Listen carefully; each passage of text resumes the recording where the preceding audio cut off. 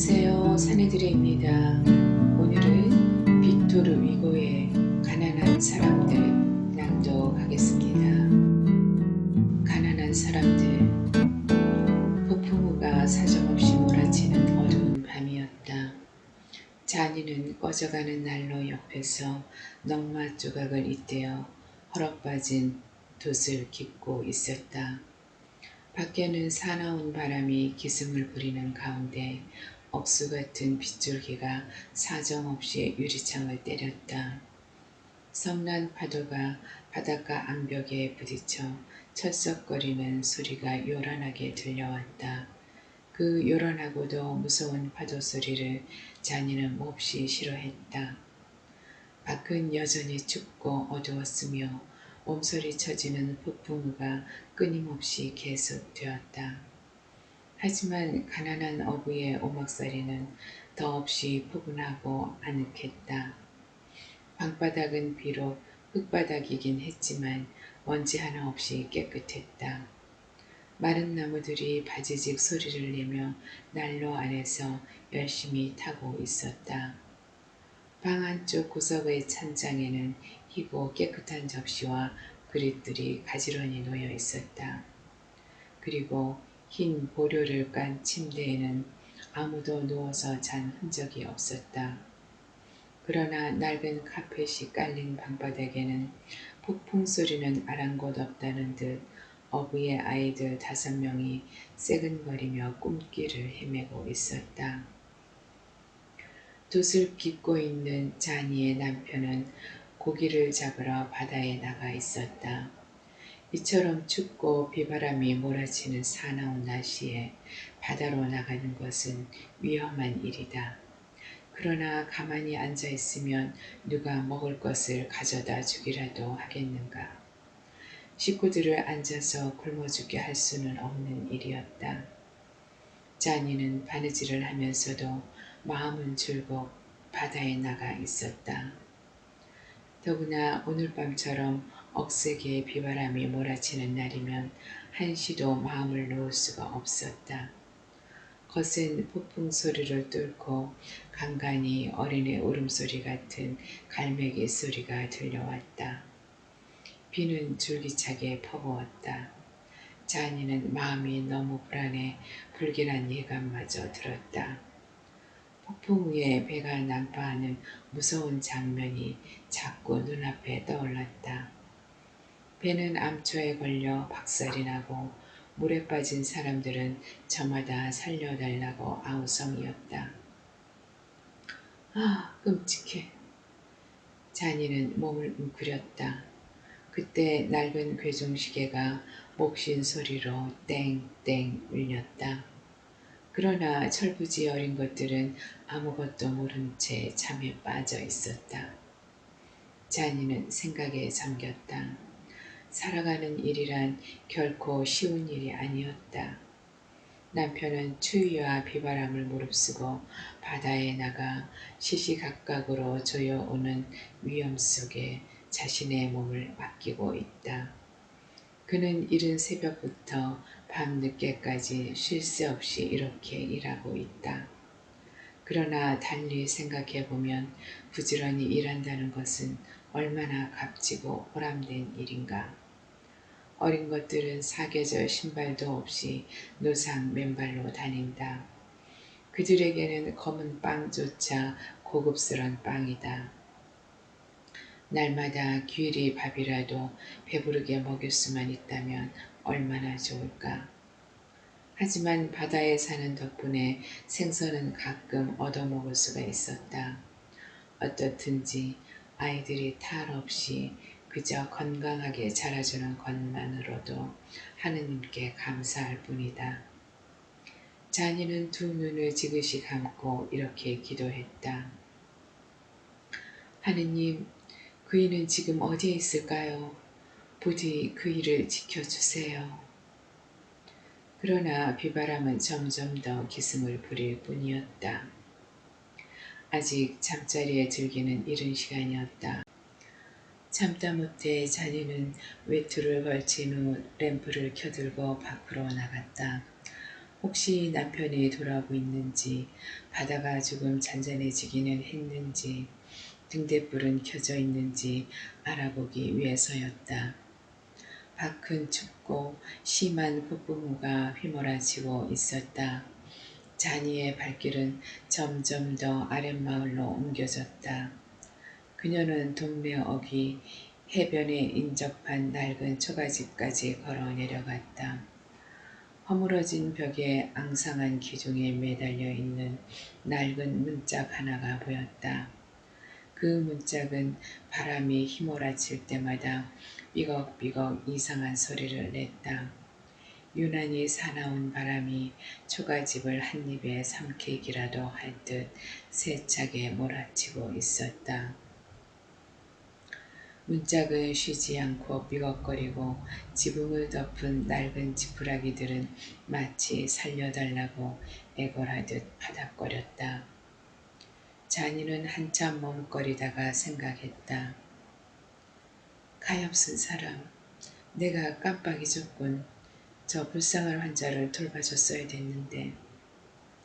그이는 저 여자가 외롭고 아무도 돌봐줄 사람이 없다고 누상 걱정을 했었어. 자니는 문을 두드렸다. 그러나 안에서는 아무런 인기척도 없었다. 자니는 다시 머뭇거리며 생각했다. 가엾어라. 어린 것들도 돌봐줘야 할 텐데 자신마저 알아눕다니. 저 여잔 무슨 팔자가 저렇게 사나울까. 둘째 아이를 임신하면서부터 과부가 됐으니 어린 것들은 저희 하나만 바라보고 사는 것이 아닌가. 하옵소라.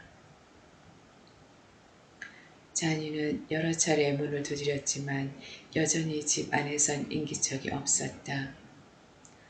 안에 아무도 안 계세요? 이렇게 소리쳐 보았지만 마찬가지였다. 자니는 돌아서려고 했다. 비에 온몸이 젖어 갑자기 몸이 와들와들 떨렸다. 발길을 돌리려고 하는 순간 거센 바람이 자니의 외투를 날려버리기라도 하려는 듯 사납게 몰아쳤다. 휘청대던 몸이 문에 부딪히면서 문이 활짝 열렸다. 자니는 그 집 안으로 들어갔다. 손에 든 램프불이 캄캄한 집 안을 두루 비춰주었다. 말이 집이지 바깥보다 더욱 썰렁한 냉기가 감돌았다. 천장 이 구석 저 구석에서 빗물이 새어 흘러내리고 있었다. 문 뒤의 벽 근처에 지저분한 지푸라미 더미가 보였다. 그 위에 과부의 죽은 시체가 놓여 있었다. 머리를 뒤로 젖히고 입을 커다랗게 벌린 싸늘한 얼굴은 꽁꽁 얼어붙은 절망과 고뇌를 그대로 보여주고 있었다. 임종하면서까지 뭔가를 붙잡으려고 애쓴 듯 쭉 뻗은 푸르스름한 손은 지푸라기 침대 아래로 맥없이 축 처져 있었다. 죽은 여인의 발치에는 때에 전 포대기에 아기 둘이 누워 있었다. 파리하게 야위긴 했어도 금발의 곱슬머리에 예쁜 얼굴을 한 아기들이었다. 아이들은 미간을 찌푸린 채 서로 얼굴을 맞대고 잠들어 있었다. 시시각각으로 죽음의 그림자가 다가오는 줄도 모른 채 사나운 폭풍우를 까마득히 모른 채 어머니는 마지막 순간까지 어린 것들의 발을 헌 이불로 감싸주고 자기 옷으로 몸을 덮어준 모양이었다. 참으로 죽음보다 강한 어머니의 사랑이었다. 한 아기는 고사리 같은 뽀얀 손으로 뺨을 고이고 있었고 다른 한 아기는 형의 목에 귀여운 자기 얼굴을 맞대고 있었다. 아기의 숨소리는 꺼질 듯 조용하고 갸냘팠다. 밖에서는 비바람이 점점 더 거칠게 몰아치고 있었다. 천장을 타고 내리던 빗물 한 방울이 죽은 여인의 얼굴에 툭 떨어져 뺨으로 주르륵 흘러내렸다. 그것은 마치 근심과 걱정을 남긴 채 죽어야 했던 그 어머니의 한스러운 눈물처럼 보였다. 자니는 갑자기 외투 속에 뭔가를 훔쳐들고 도망치듯 그 집을 빠져나왔다. 그녀의 심장은 세차게 고동쳤다. 누군가 뒤에서 쫓아오는 것만 같았다. 집으로 돌아오자마자 자니는 외투 속에 싸들고 온 물건을 침대 위에 놓고 재빨리 이불로 덮었다. 그리고 정신없이 의자를 끌어당겨 그 위에 주저앉았다. 침대 끝에 이마를 대고 엎드렸다. 그녀의 얼굴은 몹시 창백했고 흥분돼 있는 것 같았다. 그녀는 마치 양심의 가책을 받고 자신을 저주하고 있는 것처럼 보였다. 그녀는 이따금 실성한 사람처럼 외쳤다. 그이가 뭐라고 할까? 도대체 내가 무슨 짓을 했지? 아이들 뒤지다거리에 지쳐서 아, 난 바보야, 바보. 혹시 그이가 왔나? 아, 오지 않았군. 차라리 그이가 와서 나를 실컷 때려주기라도 했으면. 난 몹쓸 짓을 했어. 아, 그이가. 차라리 내가. 그때 문소리가 나더니 인기척이 들리는 것 같았다. 자니는 몸을 벌벌 떨며 의자에서 일어났다. 아, 알았어. 하느님, 제가 왜 이런 짓을 했을까요? 이런 짓을 저지르고 어찌 남편의 얼굴을 바로 대할 수 있을까요? 자니는 가슴을 졸이며 한동안 말없이 침대 옆에 앉아 있었다. 비가 멎더니 으윽고 먼동이 트기 시작했다. 그러나 바람은 여전히 세차게 불고 바다는 성난 듯 아우성쳤다. 갑자기 문소리가 들렸다. 이윽고 문이 열리면서 축축하고 시원한 바람 한 줄기가 방 안으로 흘러 들어왔다. 이와 함께 키가 크고 햇볕에 그을린 건장한 어부가 갈기갈기 찢어진 그물을 질질 끌며 오목살이 안으로 들어왔다. 여보, 나왔어! 하고 그는 반가운 듯이 말했다. 당신이군요. 자니는 이렇게 대답했지만 똑바로 일어서지도 못한 채 고개를 푹 숙이고 말았다. 정말 무서운 밤이었어. 날씨 한번 정말 사납더군. 정말 그래요. 그래. 고긴 많이 잡았나요? 고기가 다 뭐야? 아주 망했어. 멀쩡한 그물만 다 찍고 돌아왔지. 글쎄, 내 머리털 나고 처음 보는 무서운 폭풍이었어. 뭐랄까, 꼭 미친 악마야. 마치 배를 공치기라도 하듯이 마음대로 들었다 내려놓고 밧줄을 금방 끊어놓고 선체를 마구 흔들리게 하고 이렇게 살아온 것만도 다행이지. 그렇지? 그런데 당신은 혼자서 뭘 하는 거야?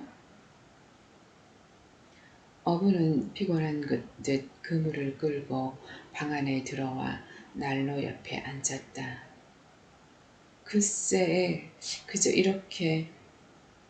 자니는 새파랗게 질린 채 남편을 쳐다보았다. 뜨개질을 하고 있지요. 간밤에 어찌나 비바람 소리가 무섭던지 정말 혼자 있기가 두려웠어요. 내내 당신 걱정만 했죠. 그랬을 거야. 정말 지독한 날씨였으니까. 그래, 간밤에 어떻게 지냈어? 남편은 걱정하듯 말했다. 두 내외는 한동안 멍하니 앉아 있었다.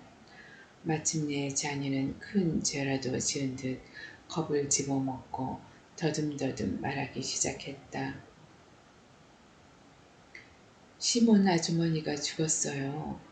언제 죽었는진 몰라도 당신이 그 집에 다녀온 엊그제쯤 될까요? 죽을 때 몹시 고통스러웠나 봐요. 어린 것들을 생각하면 가슴이 찢어졌겠죠. 더구나 젖먹이 둘을 남겨놓고 죽었으니 큰 녀석은 겨우 기어다니기라도 하지만 작은 놈은 아직 저 혼자 앉지도 못하는걸요. 자니는 갑자기 입을 다물었다. 남편은 자니의 말을 듣다가 두 눈을 껌뻑이며 엄숙한 표정을 지었다. 정직하고 순박한 그의 얼굴이 어둡게 굳어졌다. 정말 안 됐군. 앞날이 걱정인데? 그는 못내 안쓰럽다는 듯이 목덜미를 손으로 벅벅 긁으며 말했다. 그러니 어쩌지? 아기들이라도 당신이 데려와야 하지 않겠어? 잠이 깨면 엄마를 찾을 텐데. 여보, 어서 가. 어린 것들부터 데려와요. 그러나 자니는 말뚝에 묶인 사람처럼 좀처럼 일어서려고 하지 않았다. 여보, 빨리 가라니까. 왜? 당신 싫어? 아이들을 데려오는 게 내키지 않는단 말이야? 정말 당신답지 않군. 그제야 자니는 천천히 일어섰다. 그리고는 말없이 그녀의 남편을 침대 곁으로 데리고 갔다. 그녀는 이불을 걷어 올렸다. 이불 속에는 과부의 두 아기가 얼굴을 맞댄 채 깊은 잠에 빠져 평화스러운 꿈을 꾸고 있었다.